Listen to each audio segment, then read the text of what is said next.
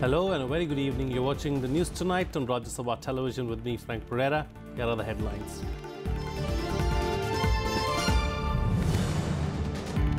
At least 30 children dead at a government hospital in Gorakhpur after their oxygen supply is cut off. Government orders probe into the death, says guilty will be punished.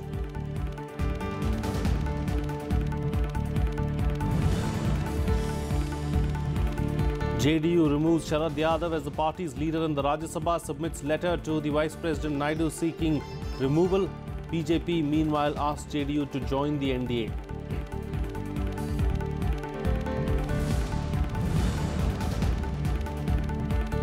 Protests erupt over removal of Article 35A from Jammu and Kashmir. Separatists enforce shutdown. Chief Minister Mehbooba Mufti seeks centre's support in maintaining status quo on the article.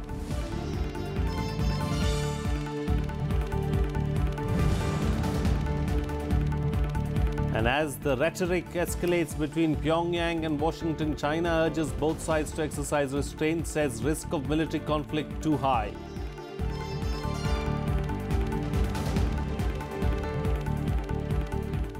While dozens of children have died in the past 5 days in Gorakhpur's BRD hospital, allegedly after their oxygen supply got cut off, the UP government has ordered an inquiry into the matter and assured of strict action against those guilty. However, UP Health Minister Siddharth Singh said that after taking stock of the situation, that the deaths were not due to lack of oxygen supply. Chief Minister Yogi Adityanath too has blamed lack of cleanliness and hygiene for the deaths. Meanwhile, the state government has suspended the principal of Gorakhpur's BRD Medical College. Heart-wrenching scenes from the government-run Baba Raghav Das Hospital in Gorakhpur, where over 60 innocent children have lost their lives in the last 5 days, literally fighting for every last breath. लड़की वही है, लड़की वही है। Doctor क्या कह रहे हैं? डॉक्टर क्या? डॉक्टर ये दिए हैं वहाँ से जाने पर से ये दिए हैं। The victims were children suffering from encephalitis, suffocated to death as their oxygen supply was cut off because the vendor providing the oxygen tanks to the hospital stopped its supply due to non-payment. The company is now trying to defend their indefensible act of not providing oxygen even as kids lay dying.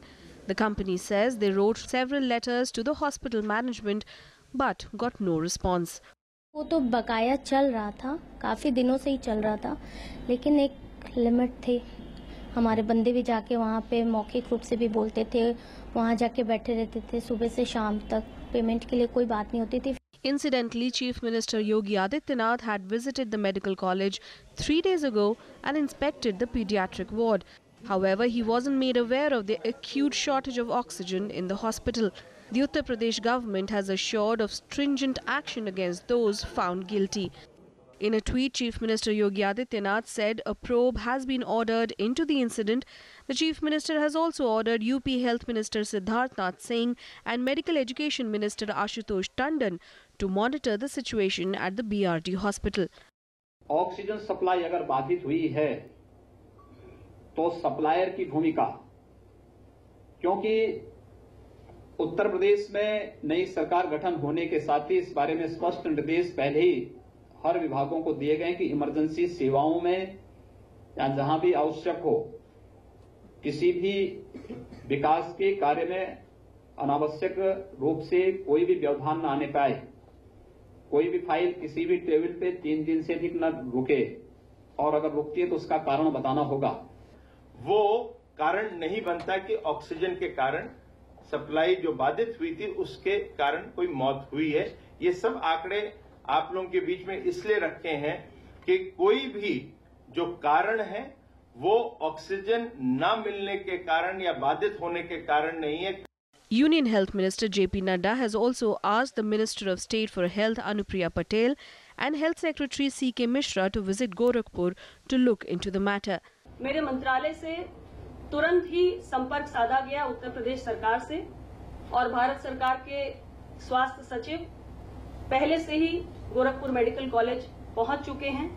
हर तरीके का सहयोग जिस भी रूप में भारत सरकार के स्वास्थ्य मंत्रालय से आवश्यक है, उसे देने के लिए हम तैयार हैं। As the children lay dying, politics has already begun on this utterly shameful incident. The opposition has been quick to train its guns at the ruling BJP government in the state. A Congress delegation led by Ghulam Nabi Azad, Raj Babbar and RPN Singh visited the BRD hospital on Saturday. Samajwadi Party workers blocked the roads outside the hospital in protest. The opposition is now demanding the resignations of the Chief Minister and the Health Minister. हम राज्य सरकार को इसके लिए दोषी ठहराते हैं और स्वास्थ्य मंत्री को, स्वास्थ्य सचिव को, अगर स्वास्थ्य मंत्रालय में राज्य में 2 मंत्री हैं, दोनों को और सचिव को मिलाकर अभी तुरंत इस्तीफा देना चाहिए। तो मुख्यमंत्री जी मिलकर के भी आए थे और समीक्षा भी हुई होगी, और अगर समीक्षा हुई होगी तो ये बात मैं समझता हूं उनके सामने भी आई होगी, और अगर समीक्षा होते समय ये बात सामने नहीं आई है तो सोचो उन्हीं के कर्मचारियों ने, मेडिकल कॉलेज के लोगों ने या जो भी संबंधित अधिकारी को होगा, उसने कितना बड़ा धोखा सरकार को दिया है। मुख्यमंत्री के अपने खुद के जिले गोरखपुर के सरकारी अस्पताल में इनकी घोर सरकारी उदासीनता, लापरवाही व अनदेखी के कारण तो पिछले केवल 6-7 दिनों में ही लगभग 60 से अधिक मासूम बच्चों की हुई मौत से वहां महिलाओं की गोद उजड़ जाना, यह बीजेपी शासनकाल में जनहित व जन कल्याण की घोर आपराधिक लापरवाही का एक खास उदाहरण है। It has also been reported that hospital employees who handle the storage plant from where oxygen is piped to different wards had written a letter to the chief medical officer informing him that the stock of liquid oxygen was dangerously low and would not last the night. The operators pleaded with the authorities to act urgently, a plea that went unheeded. Bureau Report, Rajya Sabha TV. Well, JDU leader Sharad Yadav has been removed as the leader of the party in the upper house. Rajya Sabha MPs of the JDU on Saturday met Vice President Venkaiah Naidu to submit a letter seeking Yadav's removal. However, Vasishtha Narayan Singh clarified after the meeting that Yadav has not been removed from the party but only replaced by RCP Singh as leader of the party in the Rajya Sabha. The leader said that the decision was taken because of Yadav's recent objections to Nitish Kumar joining hands with the BJP. There is speculation that Yadav might join hands with Lalu Prasad's RJD, either splitting the JDU or launching a new party. ये एक आवश्यक कदम था, क्योंकि नेता पद पर रहते हुए यदि कोई व्यक्ति एंटी पार्टी एक्टिविटीज करता हो और वैसी एंटी पार्टी एक्टिविटीज जिसको बिहार के पूरे विधानमंडल ने, पूरे बॉडी ने फैसला करना चाहिए और उस समय की परिस्थिति के अनुसार फैसला करने का अधिकार राष्ट्रीय अध्यक्ष माननीय श्री नीतीश कुमार को दिया गया था। In a related development, BJP President Amit Shah has invited the Bihar Chief Minister to join the NDA. The JDU will endorse the proposal to join the NDA during its National Executive meeting in Patna on the 19th of August, leading the way for it to join the Narendra Modi cabinet. वो जब दिल्ली और पटना में हम लोगों का जो सपना था वो एक तरह से खंडित हुआ है, तो उस सपने को नीचे बनाने के लिए आए हैं। तो हम तो नीचे के जिम्मेदार हैं, हम ऊपर के जिम्मेदार अब नहीं है, वरना उस पर बोलते कुछ हम। Well, Jammu and Kashmir Chief Minister Mehbooba Mufti met BJP General Secretary Ram Madhav on Saturday. The two leaders discussed several issues, prominent among them being Article 35A and Article 370, which deal with special status and special privileges to the residents of Jammu and Kashmir. Mufti had met Prime Minister Modi on Friday in this regard, seeking his support in maintaining status quo on both articles. Separatist leaders also gave a shutdown call in the state to protest against the petition in the Supreme Court that seeks scrapping of Article 35A. Life came to a standstill in Kashmir on Saturday following a shutdown call by separatist leaders. Shops, public transport, educational institutions were shut down and streets wore a deserted look, barring a few policemen on patrolling duty. The shutdown call was given to protest the legal challenge to Article 35A of the Constitution, which defines the permanent residents of the state and provides them with special rights and privileges. Separatist leaders say the petition in the Supreme Court that seeks scrapping of Article 35A is a move to change the demography of the Muslim majority state. Separatist groups have also warned of massive protest if Article 35A is tinkered with. Last month, the Supreme Court had asked the centre to file a reply within 3 weeks to a writ petition filed by an NGO seeking that Article 35A be struck down. The plea says that the Jammu and Kashmir government, under the guise of Article 35A and Article 370, has been discriminating against non-residents who are debarred from buying properties, getting a government job or voting in the local elections. State Chief Minister Mehbooba Mufti also met Prime Minister Narendra Modi on Friday in this regard, claiming his support on status quo for Article 370.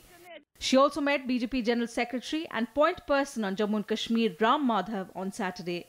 Legal मुद्दा है, उसका सही समाधान सबके लिए जो अनुकूल रहे, सबके लिए सबको अच्छी लगे, ऐसे एक अच्छा समाधान लीगली इसको ढूंढा जा सकता है. इसको एक विवादित मुद्दा नहीं बनाना चाहिए. इस समय कानून कोर्ट के सामने विषय है. Meanwhile, the security personnel in the state came under attack both from the terrorists as well as the Pakistani Rangers. A group of heavily armed militants opened fire at an army building in Kupwara in the wee hours of Saturday, injuring one Jawan. The Pakistani army also resorted to unprovoked firing along the line of control in Poonch district, killing a 40-year-old woman. सीमा के पार भी बड़ी प्रभावी कार्रवाई हो रही है और सीमा के भीतर कश्मीर घाटी में भी जिस प्रकार आप समाचार पत्रों में रोज पढ़ रहे हैं, आतंकवादियों पर दबाव बना हुआ. Ceasefire violations by Pakistan have increased manyfold this year. Till the 1st of August, 285 instances of ceasefire violation have been reported by the Pakistani forces. Bureau Report, Rajya Sabha TV. Well, senior army officials from India and China held a flag meeting on Saturday at the Nathula mountain pass in Sikkim to discuss the Doklam standoff. However, the talks remained inconclusive. The meeting was between Major General rank officers from both sides. India continued to insist that the face-off could be resolved through simultaneous withdrawal of troops by both sides. However, China is believed to have said that India should withdraw its troops first. Saturday's deliberations follow a meeting between brigade commanders of the two sides on August 8th. India and China have been locked in a face-off in the Doklam area for nearly 8 weeks after Indian troops stopped the Chinese army from building a road in the area. China claimed it was constructing the road within its territory. Bhutan has laid claim on the Doklam plateau, but China claims it to be its territory. Well, the Indian Coast Guard commissioned a coastal surveillance ship Shaurya in Goa on Saturday, taking the strength to over 120 ships. The indigenously built ship is capable of cruising at a speed of 23 knots and has a range of 6,000 nautical miles, which is more than 11,000 kilometers. The ship will survey and provide safety to the area from Chennai's coastline to India's exclusive economic zone boundary. The ship also has a helipad. India has been beefing up its coastal security since the deadly Mumbai attacks of 2008. Petroleum Minister Dharmendra Pradhan dedicated the ship to the nation.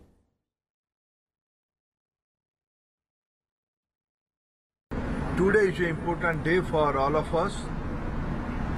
One new ship, Shaurya, is dedicated to nation. We all are proud of Indian Coast Guard. Recently, they have successfully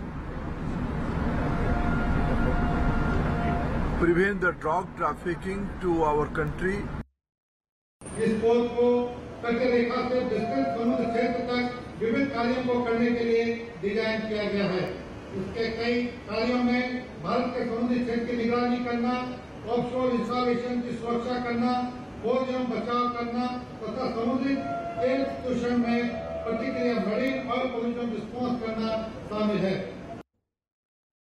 Former Prime Minister Dr. Manmohan Singh today called on the new Vice President M. Venkaiah Naidu. Dr. Singh congratulated Naidu on being elected as the 13th Vice President of India. The letter expressed gratitude and thanked the former Prime Minister for his gesture.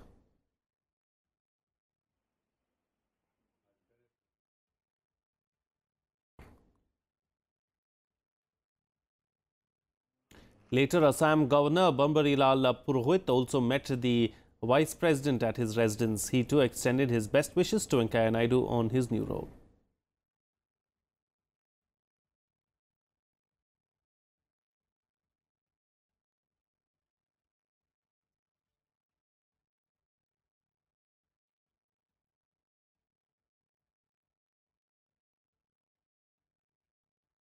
Prasar Bharati CEO Shashi Shekhar Vempati has been given additional charge as the CEO of Rajya Sabha Television.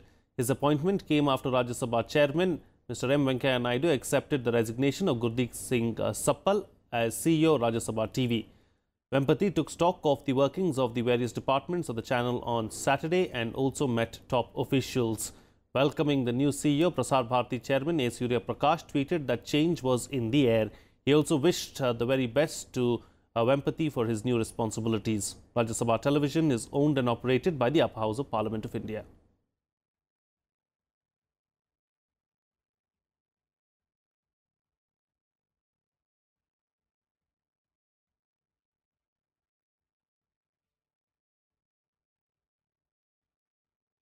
Well, it's time for a short break now, but news and updates will continue on the other side. Stay tuned. We'll be right back.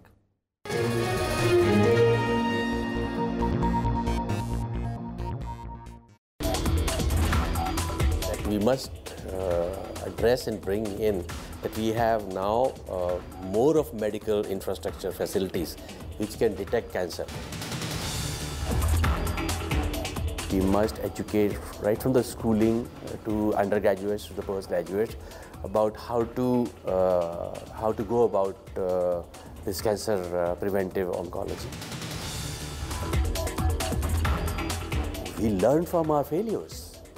You know, your good judgment will always come from your failures. We'll have 9 failures and then 10th will be success. Watch Eureka with Dr. Anil Suri, Director at National Institute of Immunology, only on Rajya Sabha Television.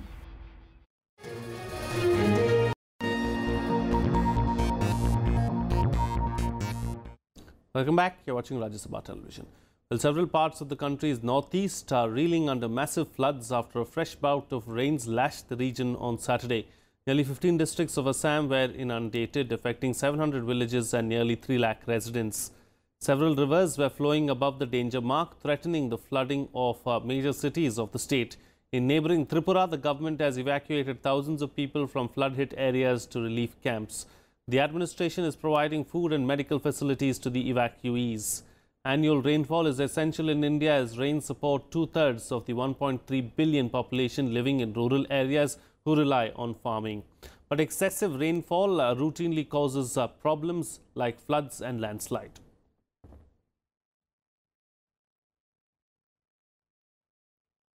Well, at least 36 people have been killed and dozens are missing after torrential rains triggered floods and landslides in several parts of Nepal. Many of the casualties were reported from the Terai region bordering India, which faced massive flooding after receiving heavy rainfall since Friday. More rain is forecast for Sunday. Several rivers, including the Koshi and Bagmati, are close to or have crossed the danger levels. Nepal has requested India to open the gates of the barrage on the Koshi as rising water levels in the river have put dozens of human settlements at risk. Moving on to some more international news now, Chinese President Xi Jinping has urged President Trump to exercise restraint over tensions with North Korea. After a week of threats and counter-threats between Washington and Pyongyang, Xi urged both sides not to do anything that would aggravate tensions. In a telephone call early Saturday, Chinese President Xi Jinping told the US President that the North Korean nuclear issue needs a peaceful resolution. He also asked that both the US and North Korea exercise restraint. Russia also expressed deep worry over the mutual threats being traded between Pyongyang and Washington, saying the risks of a military conflict are very high. Но вы знаете нашу позицию, мы не приемлем ядерной Северной Кореи, обладающий ядерным оружием. У нас вместе с Китаем есть целый ряд предложений, которые нацелены на то, чтобы не допустить там глубочайшего конфликта, кризиса с огромным количеством человеческих жертв. К сожалению, риторика в Вашингтоне и в Пхеньяне начинает зашкаливать. Мы все-таки надеемся, рассчитываем, что здравый смысл возобладает. However, North Korea continued to fuel tension Saturday, claiming that many of its citizens, young and old, wanted to join or rejoin the military to fight the United States. Even though the report sounds over the top, it shows that the North Korean regime is not backing down in the face of Trump's threats. You know what I could say? Hopefully it'll all work out. Okay? Nobody loves a peaceful solution better than President Trump, that I can tell you. Hopefully it'll all work out. But this has been going on for many years. Would have been a lot easier to solve this years ago before they were in the position that they're in. But we will see what happens. We think that lots of good things could happen, and we could also have a bad solution. But we think lots of good things can happen. The US president has also assured the governor of Guam that he has its back. This after North Korea threatened to strike Guam. Meanwhile, Japan has finished installing surface-to-air missile interceptors in the western prefectures that North Korea said would be in the flight path of any missiles launched towards Guam. 国民の生命と財産を守るために最善を尽くしてまいります。 Over in South Korea, the government has begun the environmental survey needed to complete the deployment of the THAAD missile defense system in signs that the government is now keen on expediting the deployment. Bureau Report, Rajya Sabha TV. Well, at least a dozen people, including a child, have been killed in Kenya during protests by opposition supporters against the re-election of President Uhuru Kenyatta. Protests flared in opposition strongholds in Nairobi and Kisumu after the Election Commission declared Kenyatta the victor in the hotly disputed vote. Supporters of his rival Raila Odinga claimed that the vote was rigged. Following an acrimonious campaign, Kenyatta used his re-election speech to reach out to Odinga and his supporters on Friday night, saying he wanted to work with them in the service of Kenya. Have been erratic incidents of lawlessness in a few places, such as Kibera in Nairobi and parts of Kisumu County. In these places, reports indicate that criminal elements have attempted to take advantage of the situation to loot and destroy property. The security forces have reported that they have responded appropriately and they have restored normalcy in most of these parts. Here's a roundup of the other international news in Global Buzz. The Syrian army and its allies have seized control of at least 30 kilometers of Syria's border with Jordan from rebels. A military media unit of the Hezbollah, a close ally of the Syrian government, said that the army and its allies had gained control over all checkpoints and border posts on the border in Sweda, one of the 4 Syrian provinces that border Jordan.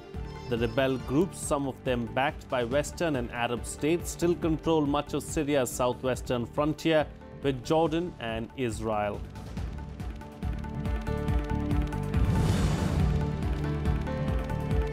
At least 43 people were killed and more than 120 injured as 2 trains collided in Egypt's coastal city of Alexandria.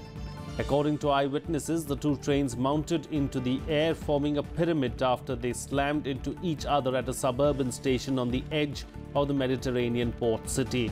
The Egyptian Rail Authority said that the collision derailed the locomotive of one train and 2 cars of the other.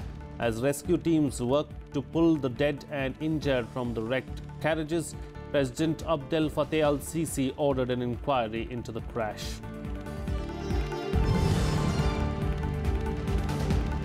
Four people were pulled out from the wreckage of a light plane after it flipped upon landing at an Australian airport on Saturday. The emergency police service said it appeared that the plane had a rough landing on the runway. All 4 people on board were removed from the plane, with 2, including the pilot, sustaining serious injuries.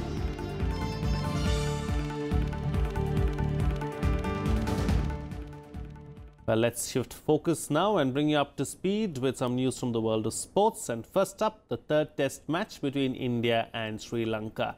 Shikhar Dhawan scored a century before Sri Lanka fought back 6 Indian wickets as the visitors ended the first day at 329. Electing to bat, India reached 329 for 6 at stumps for the third and final test against Sri Lanka at Palkele.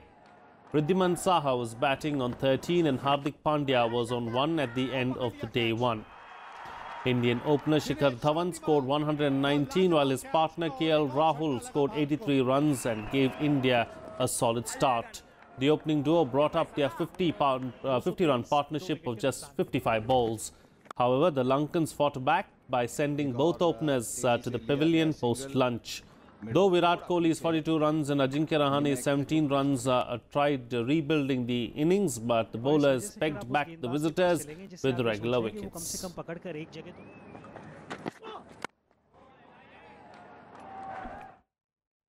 Staying on with sports news now, former commissioner of the Indian Premier League, Lalit Modi, has announced his resignation from the Nagaur District Cricket Administration in Rajasthan. Modi took to his Twitter account and posted a 3-page letter tagging BCCI CEO Rahul Johri, announcing his decision to step down from all cricket administration posts. He wrote, "It has been a long journey for me in Indian cricket. The path has been rocky at times, but the destination has always been the pursuit of excellence. Needless to state that over the past 15 years, I have enjoyed every moment of my journey." Modi left the country in 2010 after allegations about tax evasion and money laundering. And finally, here's a roundup of the other sports news in SportsBeat. In the men's javelin throw final at the World Athletics Championships, Davinder Singh will be seen in action tonight. With an impressive throw of 84.22 meters, he had cleared automatic qualification by finishing 5th among 16 competitors in his group and 7th overall.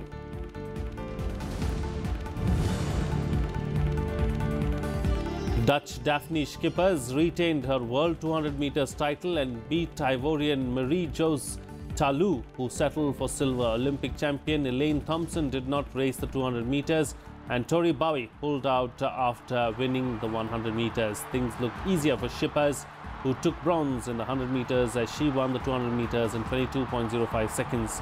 She now joins American Gwen Torrence and Jamaican Maureen Ottey as the only woman to win medals in both 100 meters and 200 meters at successive World Championships. Shooter Maheshwari Chauhan has bagged the bronze medal to earn India's first women's skeet individual medal in Asian Shotgun Championships in Astana. Maheshwari also led India to the team silver alongside compatriots Rashmi Rathod and Sania Sheikh. The trio shot a total of 190 and finished behind gold medalist China, who shot 195. India's tally now stands at 2 gold, a silver and 3 bronze medals in the event.